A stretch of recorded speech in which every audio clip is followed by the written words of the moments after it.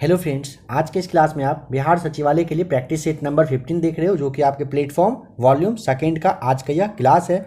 आप लोगों में से जिन लोगों ने अभी तक टेलीग्राम ग्रुप को ज्वाइन नहीं किया है, लिंक आपको नीचे डिस्क्रिप्शन में दिया गया है। टेलीग्राम ग्रुप को ज्वाइन कर लीजिएगा, क्लास का PDF वहाँ से लेकर आप पढ़ लीजिएगा। अगर आपको टेलीग्राम ग्रुप ज्वाइन करने में प्रॉब्लम आए तो आप चाहें तो टेलीग्राम पे ABC अकेडमी सर्च करेंगे, आपको इस चैनल का जो टेलीग्राम ग्रुप है सामने आ जाएगा, उससे आप ज्वाइन कर लेंगे। ठीक है, आइए आज के इस क्लास को स्टार्ट करते हैं क्वेश्चन नंबर 26 से।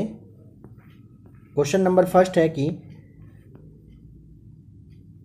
ग्लूकोज इथाइल अल्कोहल में ऑक्सीकृत होता है। Option number B right answer हो जाएगा, किण्वन में होता है। ध्यान रखेंगे, ग्लूकोज इथाइल अल्कोहल में ऑक्सीकृत किण्वन में होता है, ध्यान रखेंगे। अगर आपसे इथाइल अल्कोहल का फॉर्मूला पूछ लेगा एग्जाम में तो आप क्या बताएंगे, याद करने की कोशिश करिए। अगर आपको ध्यान आ रहा होगा C2H5OH तो आप बिल्कुल सही हो, यह आपका हो जाएगा इथाइल अल्कोहल का फॉर्मूला। ठीक है, नंबर 27 है, वह प्रक्रम धारा जिसके द्वारा एक पदार्थ में रासायनिक परिवर्तन होता है और वह जो है दो घटकों में टूट जाता है, जब इससे होकर विद्युत धारा प्रवाहित होती है तो ये क्या कहते हैं। तो ऑप्शन नंबर आपका सी विद्युत अपघटन कहलाता है, आप जानते हो इसे। नंबर 28 है, लाइकेन प्रदर्शित करता है, क्या प्रदर्शित करता है। Option number A right answer हो जाएगा, शैवाल तथा कवक में सहजीविता प्रदर्शित करता है। ध्यान रखिएगा, लाइकेन शैवाल तथा कवक में सहजीविता प्रदर्शित करता है। देखिए, दोनों जीवों का जो संबंध है ना, मतलब कहीं एक ऐसा संबंध होता है जिसमें कि दोनों जीव एक दूसरे को बेनिफिट पहुंचाते हैं, यानी कि लाभ पहुंचाता है। ठीक है, वैसे को आप सहजीवी के नाम से जानते हैं। अगर पूछेगा सहजीवी से ही, जो आपका ये सहजीवन से ही सहजीवी शब्द बना है, तो आपसे पूछा जा सकता है कि सहजीवन शब्द सबसे पहले किसने दिया था। तो आपको नाम ध्यान रखना है, डॉक्टर, देखिए नाम है उनका डॉक्टर बेरी करके। ठीक है, डॉक्टर बेरी के द्वारा सबसे पहले सहजीवी शब्द दिया गया था, सहजीवन शब्द।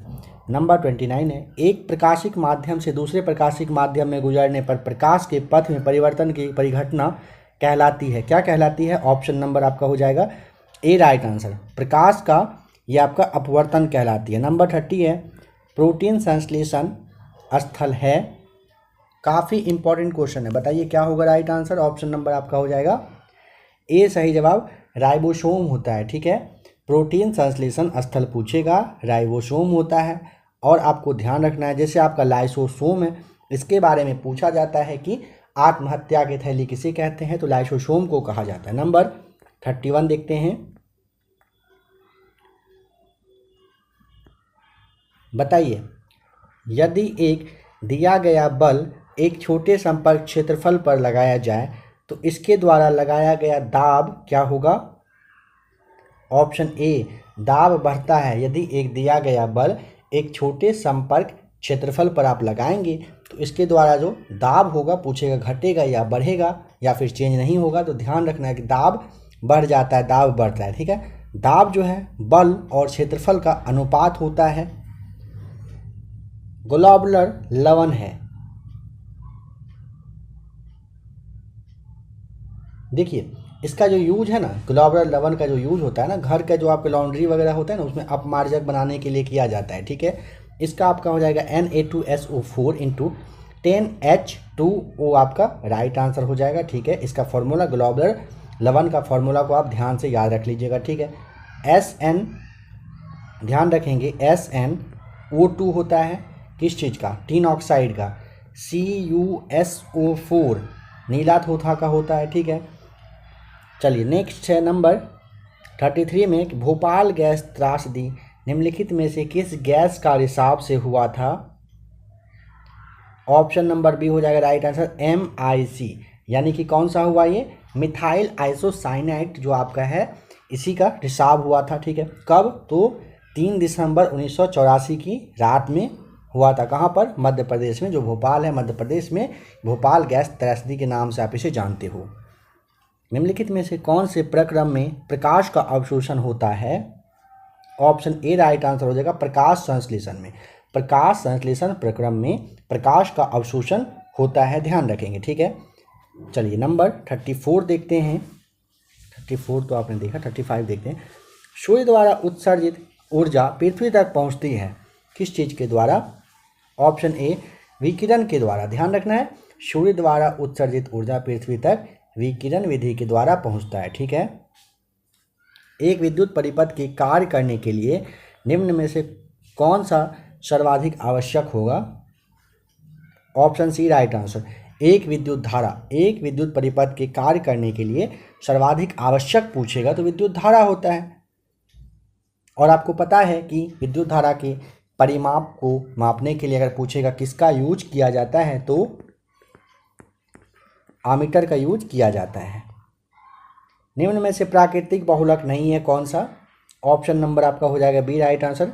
ग्लिप्टल नहीं है, ग्लिप्टल प्राकृतिक बहुलक ना होकर के ये संघनक बहुलक होता है। ठीक है, कौन सा होता है? संघनक बहुलक हो जाएगा आपका यहाँ पे राइट आंसर। एक वर्गीय प्रकाश पुंज एक सघन से विरल माध्यम में गुजरता है। परिणाम स्वरूप, क्वेश्चन को फिर से समझिए, कह रहा है एक वर्णीय प्रकाश पुंज एक सघन माध्यम से विरल माध्यम में गुजरता है, क्या होगा बताइए? ऑप्शन सी, इसका वेग बढ़ेगा। ध्यान रखिएगा, एक माध्यम से दूसरे माध्यम में जाने पर ना प्रकाश का जो जितना भी गुण होगा वो सारा कुछ चेंज हो जाता है, बट एक चीज़ नहीं बदलता है। क्या नहीं बदलता है? आवृत्ति नहीं बदलता है। नंबर 39 है कोशिक नियंत्रक है। केंद्रक होता है, ऑप्शन ए राइट आंसर हो जाएगा। केंद्रक कोशिका का काफ़ी इम्पॉर्टेंट पार्ट होता है, इसको आपको ध्यान रखना है। कोशिका के सभी कार्य को ना निर्देश देता है और मतलब नियंत्रण भी करता है, दोनों काम करता है। अगर पूछेगा केंद्रक का खोज बताइए किसने किया था, तो केंद्रक का खोज आपका हो जाएगा रॉबर्ट ब्राउन के द्वारा केंद्रक का खोज किया गया था। कार्बन परमाणु में अयुग्मित इलेक्ट्रॉन की संख्या, ऑप्शन सी यानी कि 2 हो जाता है। कार्बन परमाणु में अयुग्मित इलेक्ट्रॉनों की संख्या 2 होती है। कार्बन पूछेगा किस ब्लॉक का तत्व है, तो आपको ध्यान रखना है पी ब्लॉक का है। वातावरण में CO2 तथा O2 संतुलन होता है, ऑप्शन बी प्रकाश संश्लेषण के कारण होता है। ध्यान रखना है, वातावरण में CO2 और O2 का जो संतुलन है प्रकाश संश्लेषण के ही वजह से होता है। नंबर 42 है जल का उच्च क्वथनांक निम्न के कारण से है, ऑप्शन सी हाइड्रोजन बंधन के कारण से होता है। जल का रासायनिक सूत्र अगर आपसे पूछता है तो H2O बताना है। नंबर 43 देखते हैं गतिशील सतहों के ल्यूब्रिकेशन से क्या होता है? घर्षण कम होता है, ऑप्शन डी राइट आंसर हो जाएगा। गुण सूत्र का कौन सा संयुग्मन बच्चे के लिए लिंग निर्धारण में सक्षम है? ऑप्शन सी राइट आंसर हो जाएगा XY।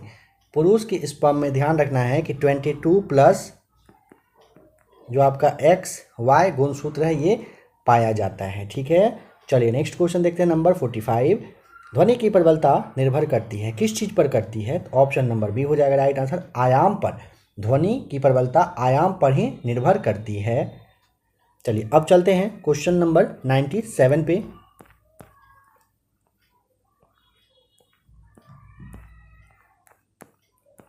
जनवरी 2020 में बताइए किस राज्य ने 3 राजधानी का प्रस्ताव पारित किया? ऑप्शन नंबर आपका बी हो जाएगा राइट आंसर, आंध्र प्रदेश ने। सरदार सरोवर बांध कहाँ पर बनाया गया है? काफ़ी ज़्यादा इजी है, ऑप्शन सी हो जाएगा, गुजरात में बना है। देखिए सरदार सरोवर बांध नर्मदा नदी पर बना है, ठीक है, गुजरात के नर्मदापुरम जिले में ही यह है। अगर पूछेगा कि यह जो नर्मदा नदी पर बना है इसकी ऊंचाई ज़रा बताना है तो 138 मीटर ये ऊंचा है, और अगर लंबा पूछ लेता है तो 1210 मीटर यह लंबा है। और जैसे देखिए कर्नाटक में अगर पूछेगा एक काफ़ी फेमस बांध है, कौन सा? कर्नाटक में कावेरी नदी पर है कृष्णा राजा सागर बांध, ठीक है। चंबल नदी पर जो बना हुआ है चंबल परियोजना, राजस्थान और मध्य प्रदेश की यह संयुक्त परियोजना है। कोयना परियोजना आप जानते हैं महाराष्ट्र का है कोयना परियोजना। यहाँ पे कौन सा कथन कह रहा है सही है बताइए। देखिए, हम्पी विजयनगर साम्राज्य की राजधानी थी ना, सही बात है। 1687 में मुगल बादशाह औरंगजेब ने गोलकुंडा को मुगल साम्राज्य में मिला लिया था, यह भी तो आपका सही है। ऑप्शन सी राइट आंसर है। अवनी लेखारा किस खेल से संबंधित हैं? ऑप्शन बी शूटिंग से। अवनी लेखरा शूटिंग खेल से संबंधित हैं। ध्यान रखेंगे ये जो है ना एक भारतीय पैरालंपिक और राइफल शूटर हैं। अगर पूछेंगे कहाँ के रहने वाले तो आपको बताना है कहाँ के, राजस्थान इनका घर पड़ता है, ठीक है। चलिए नंबर 101 बताना है। अंतर्राष्ट्रीय क्रिकेट परिषद का मुख्यालय कहाँ पर है? ऑप्शन डी दुबई में है, ध्यान रखना है। और एक बात यहाँ पे समझ लीजिएगा जो इम्पोर्टेंट है, आईसीसी जो है ना इसकी स्थापना कब हुई थी? तो वर्ष 1909 ईस्वी में अंतर्राष्ट्रीय जो आपका ये क्रिकेट संघ यानी कि आईसीसी है इसकी स्थापना की गई थी। किस वर्ष शेर खान ने हुमायूं को चौसा के युद्ध में हराया था? राइट आंसर हो जाएगा आपका ऑप्शन नंबर ए सही जवाब, 1539 में हराया था। चलिए नंबर 103 बताइए, निम्नलिखित में से कौन सा कथन सही है?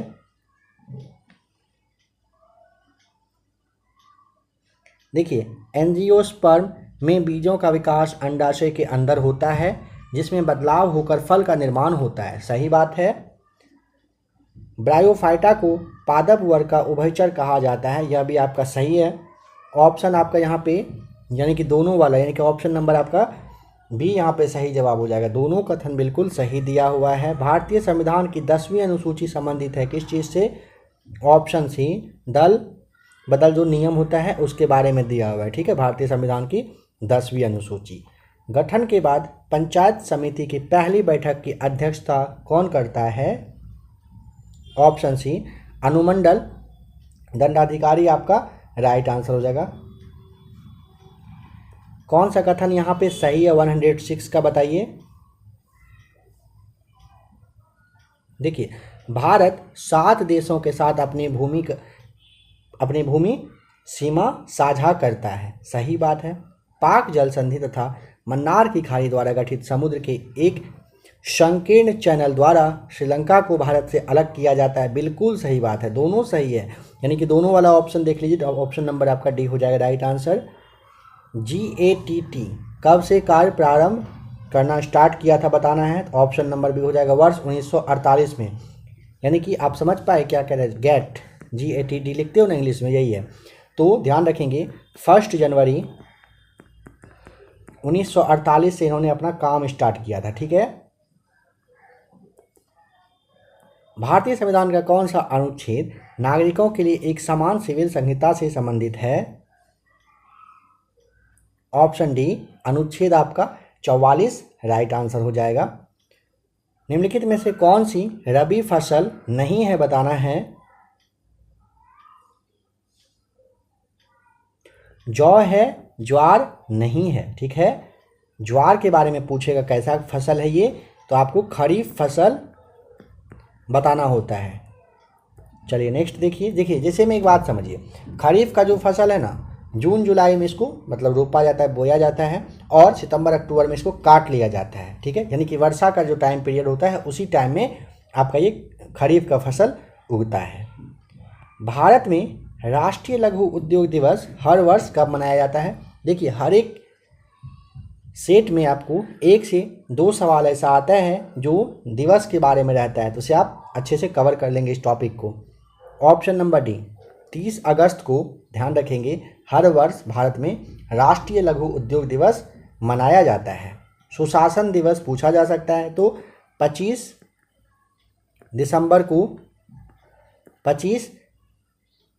दिसंबर को सुशासन दिवस मनता है। निम्नलिखित मौलिक अधिकारों में से कौन सा विदेशियों के लिए उपलब्ध नहीं है? देखिए 14, 20, 21 है अनुच्छेद 19 नहीं है, ठीक है। राष्ट्रीय नागरिक रजिस्टर, जिसे आप एनसीआर के नाम से जानते हैं, पहली बार कब तैयार किया गया था? ऑप्शन नंबर आपका बी राइट आंसर हो जाएगा।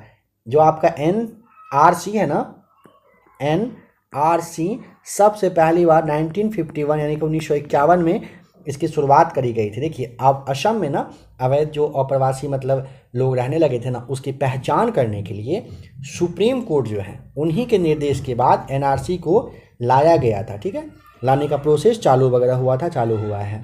नंबर 113 है, निम्नलिखित में से किस ग्रीन हाउस गैस में सर्वाधिक ऊष्मारोधी क्षमता होती है? ऑप्शन नंबर आपका ए राइट आंसर हो जाएगा, CFC क्लोरोफ्लोरोकार्बन में सबसे ज़्यादा होती है। ठीक है, इन सब में से निम्नलिखित में से किसको मनोविश्लेषण के पिता के रूप में वर्णित किया गया है? ऑप्शन ए सिगमंड फ्राइड, आपको नाम ध्यान रखना है। निम्नलिखित में से कौन सा संस्थान real estate infrastructure investment trust को विनियमित करता है? ऑप्शन डी राइट आंसर हो जाएगा, सेबी करता है। भारत में सांख्यिकी में अनुसंधान के लिए नींव किसने रखी? ऑप्शन नंबर आपका डी राइट आंसर हो जाएगा, PC महालनोबिस के द्वारा रखा गया था। निम्न में से किसने अकबर की दीन ए इलाही को स्वीकार कर लिया? ऑप्शन बी बीरबल ने किया था। IPS अधिकारी कला रामचंद्रन को किस शहर की पहली महिला पुलिस आयुक्त नियुक्त किया गया है? ऑप्शन बी गुरुग्राम का। निम्नलिखित में से कौन सी दादरा और नगर हवेली तथा दमन और दीव संघीय क्षेत्र की राजधानी है? ऑप्शन बी राइट आंसर हो जाएगा, सिलवासा सही जवाब है आपका।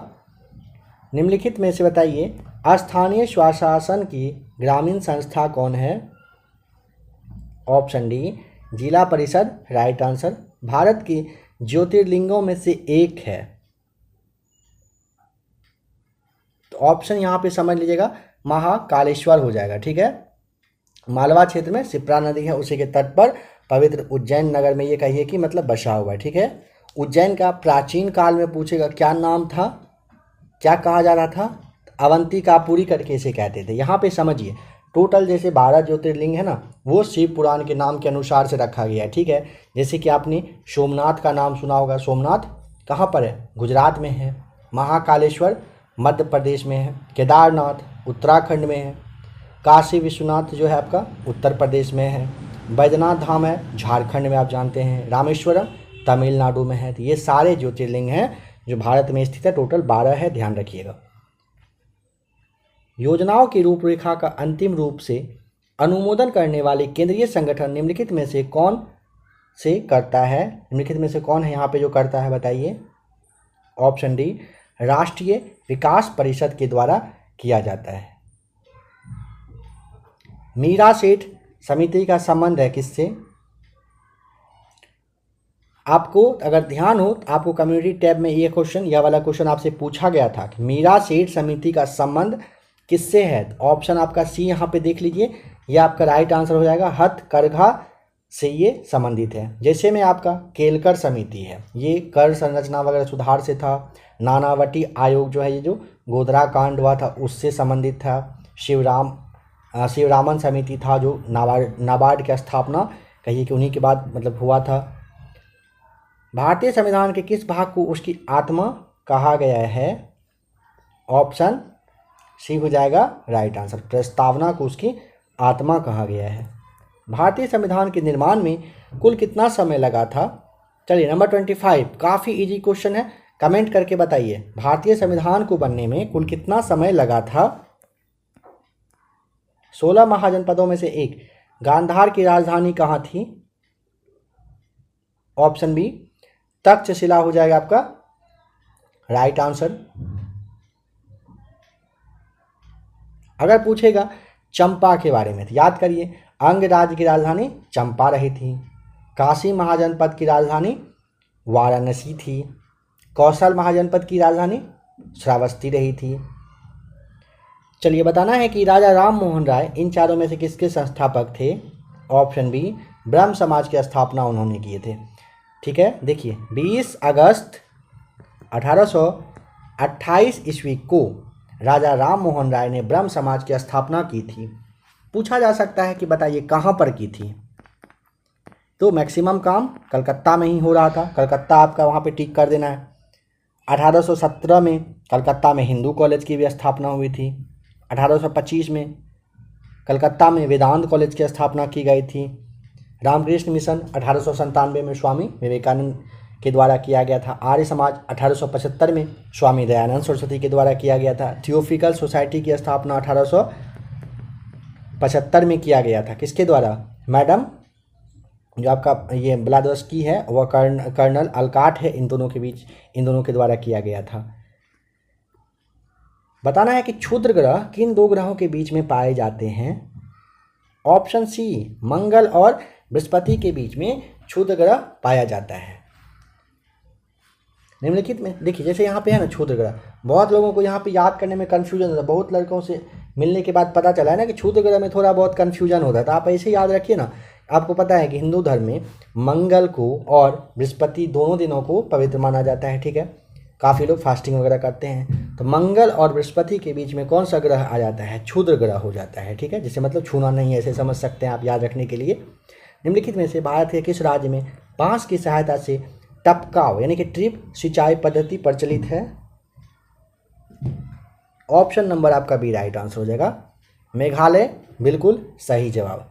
चलिए एक बात आप लोगों को बताया जा रहा है, समझिएगा। जैसे देखिए, वैसे आपका ये एग्जाम में नहीं आएगा बट थोड़ा सा समझ लीजिए। जैसे आप लोगों को पता है भारत के और भी जो काफ़ी सारे राज्य हैं, बिहार है, उत्तर प्रदेश है, मैक्सिमम राज्य में क्या होता है, जब लड़का और लड़की की शादी होती है तो आपको पता है कि लड़कियों को कहाँ जाना होता है?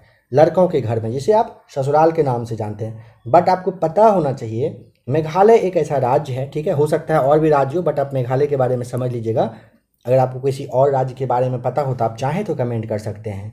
ठीक है, एक राज्य है आपका मेघालय, जिसके बारे में भी आपने देखा।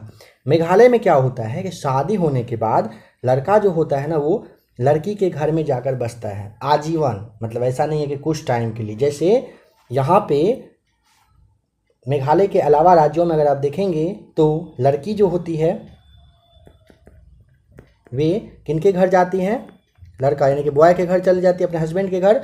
बट मेघालय में, यहाँ पे मेघालय में क्या होता है, लड़का जो है वो अपने ससुराल में जाकर आजीवन बस जाता है। मतलब जिस तरह से आप जानते हो कि इधर कहा जाता है कि लड़की तो शादी होने के बाद चली जाएगी, दूसरे घर की हो जाएगी, ये सब कहा जाता है। तो उसी तरह से वहाँ पे लड़कों के लिए फॉर्मूला लागू होता है कि लड़का कहा जाता है कि दूसरे घर का मतलब है। ठीक है, शादी होने के बाद, क्योंकि उसके दूसरे घर में यानी कि अपने सास ससुर के पास रहना है, बसना है, उन्हीं का सेवा करना है। अगर ये चीज़ कहाँ पर होता है? ये मेघालय में होता है, इसे भी आप ध्यान रख लेंगे। ठीक है, वैसे ये आपके एग्जाम में आएगा नहीं, बट आपको बहुत लोगों को हो सकता है पता हो, बट हो सकता है किसी को ना पता हो, तो इसीलिए आप लोगों को बता दिया गया। निम्नलिखित में से टेलीफोन का आविष्कार किस वैज्ञानिक ने किया था? Option A, Alexander Graham Bell के द्वारा किया गया था। ठीक है, टेलीफोन का किया गया था, ध्यान रखेंगे, जे.एल. बेयर्ड आपका राइट आंसर हो जाएगा। माफ कीजिएगा, इसका टेलीविजन का जे.एल. बेयर्ड हो जाएगा। भाप इंजन आप जानते हैं, जेम्स बॉट। रिवॉल्वर का सैमुअल कोल्ट के द्वारा। रडार का अगर पूछेगा आविष्कार किसने किया था तो वाटसन वाट नाम आपको ध्यान रखना है। और यहाँ पे पूछा है टेलीफोन का तो ग्राहम बेल के द्वारा किया गया था। नोवाक जोकोविच किस खेल से जुड़े हुए हैं? काफ़ी फेमस खिलाड़ी हैं, मैक्सिमम चीज़ में एकदम टॉप पे रहते हैं, तो ऑप्शन नंबर सी हो जाएगा, टेनिस के ये खिलाड़ी हैं। थेवा कला नाम से प्रसिद्ध मीनाकारी का संबंध मूल रूप से किस स्थान से है? ऑप्शन सी हो जाएगा राइट आंसर। ये ध्यान रखना है कि राजस्थान से है। बीसी रॉय पुरस्कार निम्नलिखित में से किस क्षेत्र में प्रदान किया जाता है? ऑप्शन नंबर डी हो जाएगा राइट आंसर, चिकित्सा संबंधी यह आपका पुरस्कार है। नई दिल्ली में हर वर्ष 1 जुलाई को राष्ट्रीय चिकित्सक दिवस जो मनता है, उसी दिन पे यह पुरस्कार दिया जाता है। डॉक्टर बीसी राय पुरस्कार पूछेगा तो 1962 यानी कि 1962 में भारतीय चिकित्सा परिषद द्वारा ये स्थापित किया गया था। गोल्डन मैन पुरस्कार आपको ध्यान रखना है कि गोल्डन मैन जो है आपका 1989 से स्टार्ट हुआ है, पर्यावरण के क्षेत्र में। ग्रैमी अवार्ड 1959 से शुरुआत हुई है संगीत के क्षेत्र में। पुलित्जर पुरस्कार 1917 से पत्रकारिता के क्षेत्र में दिया जाता है। एनीथिंग बट खामोश नामक पुस्तक के लेखक कौन है? खामोश वर्ड अगर आपने सुना होगा किसी एक्टर के मुंह से तो आप शायद यहाँ पे समझ पाए। एक कहावत था ना, खामोश करके कहा जाता था, ठीक है। तो आपका यहाँ पे बताइए क्या होगा? Option B Shatrughan Sinha right answer हो जाएगा। भारत निम्नलिखित में से किस एक संगठन का सदस्य नहीं है? इन सब में से आप जानते हैं सार्क का है, ब्रिक्स का है, बिम्स्टेक का है, बट नाटो का सदस्य नहीं है। कौन? भारत नहीं है, ठीक है। नाटो की स्थापना आप समझ लेंगे कब हुआ था, तो 4 अप्रैल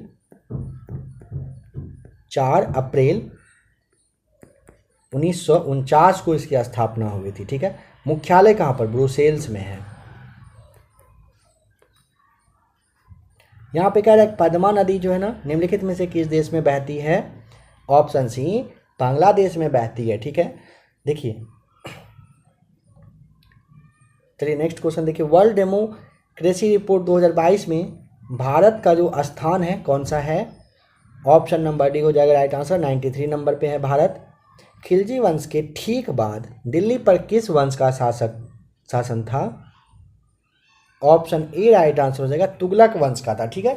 यहाँ से क्वेश्चन तो बनकर आता ही है, आप इसे ज़्यादा से ज़्यादा अच्छे से समझ लीजिए। देखिए खिलजी वंश के ठीक बाद दिल्ली पर तुगलक वंश ने शासन किया था।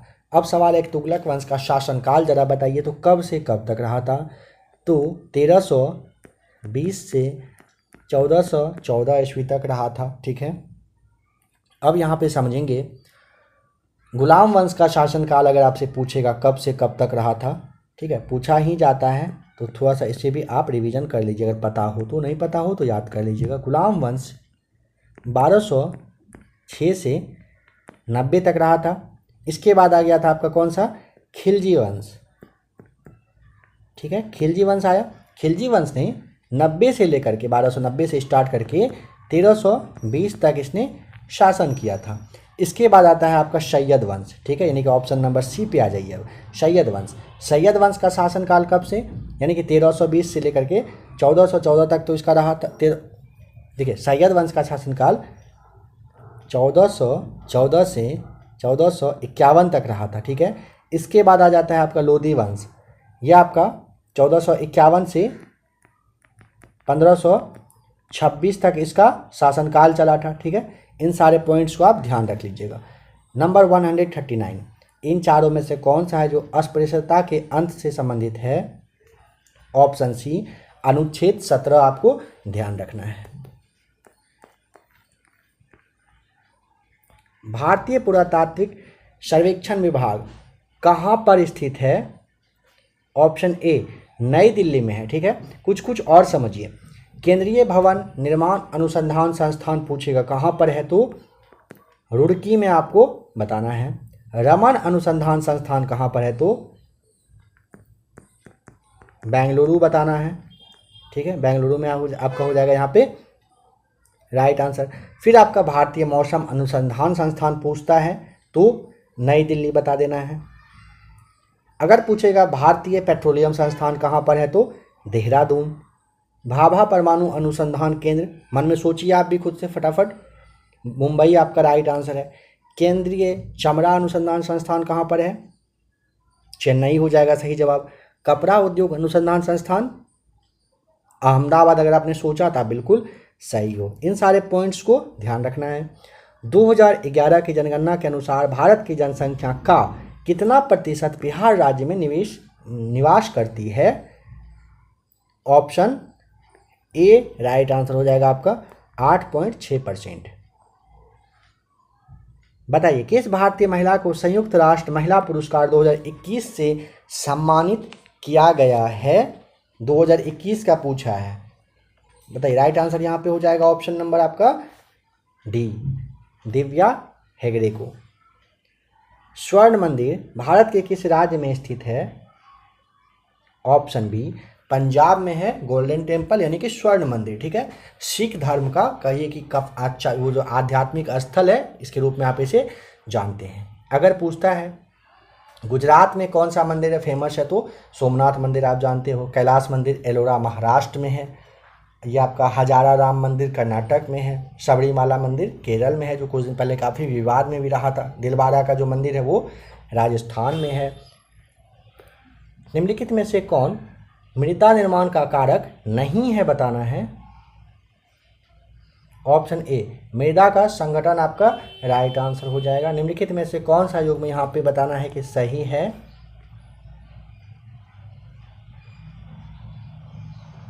निकट दृष्टि दोष, दूर दृष्टिता गलत हो जाएगा।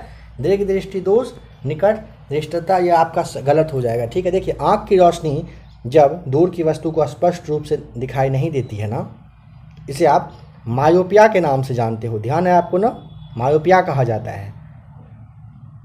और जब नज़दीक की वस्तु सही से दिखाई नहीं देती है तो इसे हाइपरमेट्रोपिया के नाम से आप जानते हो। इसीलिए ऑप्शन पहला दूसरा दोनों यहाँ पे गलत हो जाएगा। ऑप्शन यानी कि आपका बी सही जवाब हो जाएगा। ना ही पहला ना ही दूसरा सही है। निम्न में से कौन सा शीत मरुस्थल है? ऑप्शन ए पेंटागोनिया जो है शीत मरुस्थल है। ठीक है, इसके बारे में थोड़ा समझ लेंगे। पेंटागोनिया रेगिस्तान वर्ल्ड में नंबर पूछेगा कितने पर, तो 5th नंबर पे, यानी कि 5वें नंबर का सबसे बड़ा रेगिस्तान है। कहाँ पर है? तो यह जो है ना अमेरिका में है, और अमेरिका का सबसे बड़ा यह रेगिस्तान है। इस बात को समझिए। नंबर फर्स्ट यानी कि अमेरिका में सबसे बड़ा रेगिस्तान पूछेगा कौन सा, तो पेंटागोनिया है जो कि शीत मरुस्थल है। और अगर विश्व में पूछेगा पेंटागोनिया का कितने नंबर पे ये स्थान आता है, तो वर्ल्ड में 5वें नंबर का सबसे बड़ा ये रेगिस्तान है। ठीक है, सहारा मरुस्थल विश्व का सबसे बड़ा मरुस्थल है, ध्यान रखिएगा। निम्नलिखित में से कौन सा देश दुनिया में चावल का दूसरा सबसे बड़ा उत्पादक है? आपका जो देश ऑप्शन डी यानी कि भारत है, राइट आंसर हो जाएगा। महात्मा गांधी के 2000 के नोट के पीछे की तरफ क्या तस्वीर है? नई श्रृंखला पूछा, नई नहीं भी रहेगा तो भी आप बताएंगे। पहले तो 2000 का नोट था नहीं, है ना, तो 2000 के नोट के पीछे की तरफ का तस्वीर आपको बताना है क्या है। काफ़ी इंपॉर्टेंट यह सवाल आपके लिए रहता है, तो ध्यान रखना है। 2000 के नोट के पीछे मंगलयान की तस्वीर दिखाई गई है। ठीक है, ऑप्शन सी राइट आंसर हो जाएगा। 10 रुपये के नोट पर अगर पूछेगा आपसे कि 10 के नोट पर क्या है, कोणार्क का सूर्य मंदिर। 20 रुपये पर क्या है, एलोरा गुफा हो जाएगा 20 रुपये के नोट पर। 50 पर क्या है, हम्पी का पत्थर से बना रथ हो जाएगा। 50 रुपये पर देखिए, 50 रुपये पर हम्पी का पत्थर से बना रथ है। 20 रुपये पे एलोरा की गुफा है। 10 पर कोणार्क का सूर्य मंदिर है। 500 रुपये पर लाल किला बनाया गया है। ठीक है, लाल किला कितने की नोट पर, तो 500 के नोट पर है। सांची स्तूप अगर पूछेगा तो 200 रुपये के नोट पर सांची स्तूप को बनाया गया है।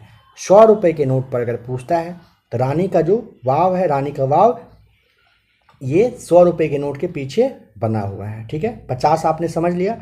हाँ, ये जो हम्पी का पत्थर से बना रथ है। 20 रुपये के नोट पर एलोरा की गुफा। 10 पर कोणार्क का सूर्य मंदिर है। 149 है। रिपब्लिक पुस्तक का लेखक कौन है? ऑप्शन सी राइट आंसर हो जाएगा। ठीक है, प्लूटो आपका सही जवाब हो जाएगा। ठीक है, देखिए प्रिंसिपिया एक बुक है ना, ध्यान अगर आपको होगा तो न्यूटन के द्वारा लिखा गया है, काफ़ी फेमस बुक है। आज का लास्ट क्वेश्चन है, निम्नलिखित में से कौन सा कथन है जो सही है, बताइए। देखिए, भारत के संविधान का भाग 4 राज्य के नीति निर्देशक तत्व से संबंधित है, सही बात है।